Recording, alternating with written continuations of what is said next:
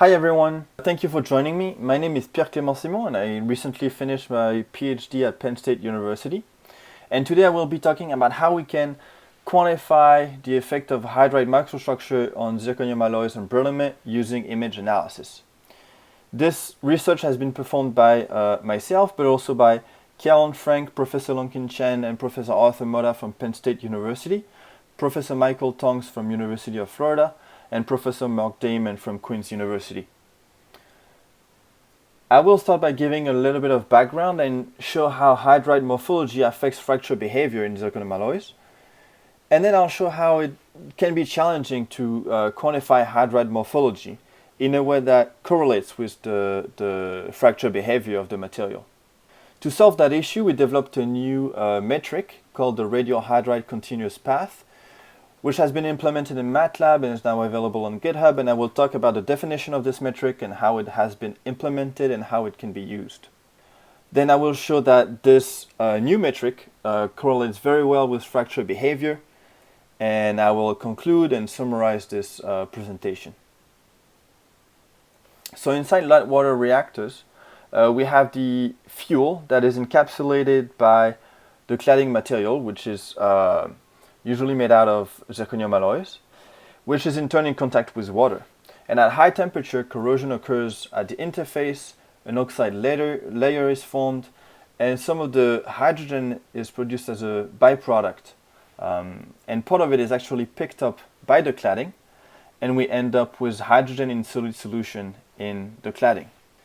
At low temperature, this hydrogen precipitates into hydrides, and they can form circumferentially, as we can see here, or they can form more radially, as we can see here. So it really depends on the precipitation condition. When we don't have a large hoop stress, they tend to form circumferentially, as we can see here. But when we have a hoop stress inside the cladding due to internal pressure or things like that, we can see here that we have a mix of circumferential hydride, but also radial hydrides. And because those hydrides are brittle, it affects crack propagation.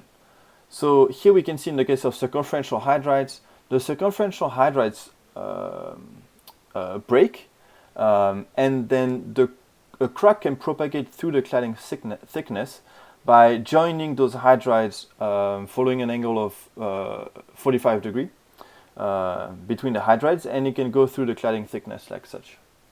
In the case of radial hydrides, though, radial hydrides can crack, and then it provides a very direct path for the crack to propagate, and it can go through the cladding thickness very easily. So the challenge here is to define a metric that can quantify hydride morphology in a way that correlates with crack propagation. And it's not very easy. So those are two existing definitions. So the radial hydride fraction and the hydride continuity coefficient. And let's see how they are defined. So let's imagine we have a microstructure like this one when we have 3 radial hydrides and 2 circumferential hydrides. The radial hydride fraction would be equal to the length of those radial hydrides over the length of the circumferential, or over the length of the total hydride length, sorry. So it would be equal to 3/5. The hydride continuity coefficient here would be equal to the projected radial length of the hydride, LH, over the total height of the image, so L. So here it would be equal to LH over L. And these two values would provide 0.6 and 0.74 for those two metrics. The problem is that if we have another hydride morphology or microstructure that's slightly different, so imagine here we have the same types of hydride, but the 3 radial hydrides are further away from each other now. Those two metrics do not see a difference between those two microstructure. However, crack propagation would be eased in this with this hydride morphology, and it would be more difficult in this one. So if we want a metric that can correlate with the fracture behavior, we want the metric to be able to differentiate between those two morphologies, and those two metrics do not. And moreover, if we use those circumferential hydride here to kind of bridge the gap between the radial hydrides, now it forms again a continuous hydride path through the cladding thickness, but those two metrics do not differentiate between those 3 morphologies, so this is a problem. To solve this issue, we developed the Radial Hydride Continuous Path, a new metric that uses a genetic algorithm to find the most likely crack path in the microstructure. So imagine here we have a microstructure with two hydrides. The idea is to introduce, try to test different paths in the microstructure. So here we have one path that goes in the zirconium, and here we have one path that takes advantage of the hydrides to go through the thickness of the image. And we can assign different penalty or different weight to the different phases. So we can take the fracture toughness, for example. So the fracture toughness of the zirconium is 50 times higher than for the hydrides. So that what it means here is that the penalty of going through the zirconium is 50 times the one of going through the hydrides. So the genetic algorithm could then, to minimize the penalty, take advantage of the hydrides. And to evaluate each path, we developed this equation that takes into account the penalty associated with traveling inside the zirconium phase, and here the penalty associated with traveling in the hydride phase. And the genetic algorithm will try to find the best path possible, shown here, that takes advantage of the hydride to go through the thickness of the sample. And here we take the maximum, that would correspond to the maximum of all of those values, so it would be the best path. And it would provide a value between 0 and 1 to quantify the hydride morphology. We also developed a variant of this definition where the penalty associated with the cost of traveling within the zirconium phase includes another penalty that promotes the crack growth along a 45-degree angle with respect to the radial direction. So now within the zirconium phase, the crack was more likely to propagate along a 45-degree angle, which corresponds to what we see experimentally, as I've shown before. The crack usually propagates with a 45-degree angle in the cladding, especially at lower temperatures. So this definition and this algorithm were implemented in MATLAB and are now available on GitHub. And I want to show you how it can be used by users. So once we open MATLAB, we can call the function. There's many parameters that are discussed inside the code, but I won't go over it here. But the first step is to binarize the image that we want to analyze.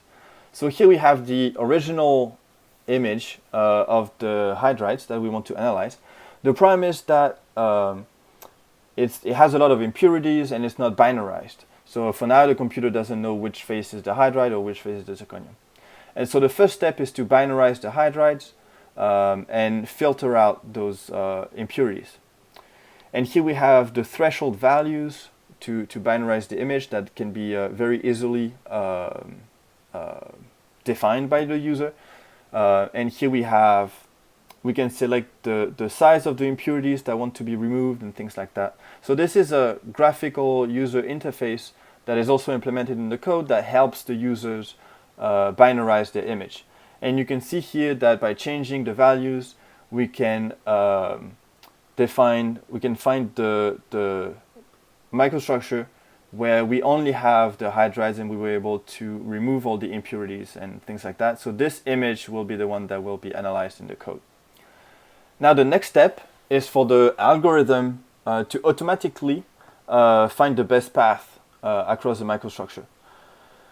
So what it does is that it takes a randomly generated sets of paths and it combines them to try to maximize the continuousness of this path. And so you can see here that the path goes from random to a more better path. And here you can see the RHCP that converges as the genetic algorithm goes through generations and generations of paths. And what the code does is that it scans through the microstructure and then combines those different sections. And at the end, it comes up with one path with the highest RHCP value. So that would be the final result. So the final result, it provides the path, the most likely crack path, taking advantage of the hydrides. to go through the microstructure, and it provides the associated RHCP value that can quantify the microstructure. And if we compare this with the previous metrics, so we can see here the definition with the 45-degree angle and the path predicted without this additional penalty. And they take advantage of the radiohydrides to go through the microstructure, and they provide, a set value. And now if we compare the predictions between this morphology and this hydride morphology, where again the radiohydrides are a little bit further away from each other, now even though the previous metrics were not able to distinguish between those morphologies, the new metrics are able to see that this morphology is less continuous than the previous one, and so it provides it, it defines it with a lower value. And again, if we use the circumferential hydride to bridge between those radiohydrides, the new metric is able to take advantage of the circumferential hydrides to find the best path, and so it provides a higher continuity value. So here, the conclusion is that the new metrics better discriminate between hydride microstructures than previous metrics. Another thing to be aware of is that the genetic algorithm is a stochastic algorithm, and so there is some variation in the results that it can provide. However, we've been able to show that the code that we implemented provides reliable results. So to do that, we used a bank of microstructures, and I asked 12 colleagues to use the code to binarize the images, and then let the code do its work and analyze the microstructures and then provide the associated RHCP value. And then on the other hand, I asked them to manually find the best path themselves on image J. And the idea here is that we would have for each image 2 different RHCP values, the one provided by the code and the algorithm, and the other one provided by human guess, basically, and compare the two. And here are the results. So we did this for 18 different images, and what I show here is the RHCP, and more specifically the variation in the RHCP values provided by either the MATLAB code in brown or by manual measurements in green. And what we can see is that in general, the MATLAB measurements are higher than manual measurements. So the MATLAB code is better able to find the most continuous path across a microstructure than a human would, which is very encouraging. But even more importantly, when we think about the reliability of the measurements and reproducibility, in general, the MATLAB code is more reliable than human measurements. So on average, between the 25th and the 75th percentile, so the lowest spot and the highest spot of the big blocks here, the MATLAB code offers 3 times less variations than human measurements. So which means that the variations that you get from having different users analyze the microstructure will be significantly lower when using the MATLAB code and let it do its work automatically, then try to do them manually. And you can see here that the green boxes are significantly bigger than the brown one. So it provides very reliable and reproducible results. And in addition to that, it also saves time. The only thing that the user needs to do when using the MATLAB code is to binarize the image, and so it takes less than a minute on average per image. Whereas finding the best path manually takes more than 3 minutes per image. So the MATLAB implementation of the new metric provides very good results, is very reliable and allows for more reproducibility, and also it saves time.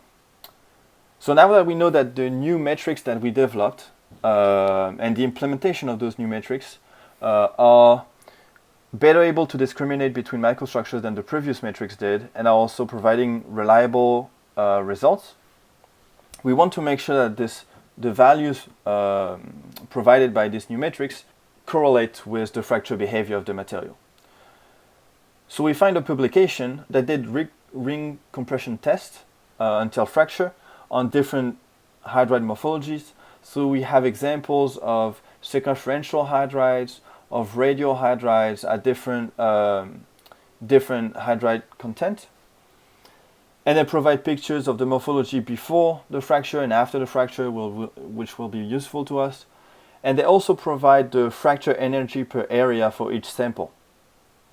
And so if we want to compare how the RHCP values provided by the new metric correlate with fracture behavior, what we do is that we analyze those microstructures using the MATLAB implementation of the metrics, and then we plot the fracture energy per area as a function of this metric, and we want to see if there is a correlation between them.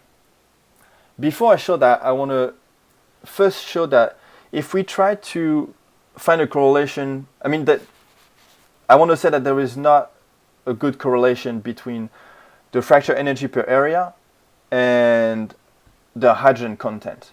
Because if we only look at the hydrogen content, we ignore the importance of hydride morphology, which, as I've shown before, is very important when it comes to crack propagation and it influences crack propagation. So looking only at hydrogen content is not enough to predict the fracture behavior of a sample. And here I show the performance of existing metrics, so the RHF that I defined earlier and the HCC also that I defined earlier. And the correlation between the value provided by these metrics and the fracture behavior is good, definitely better than the hydrogen content alone.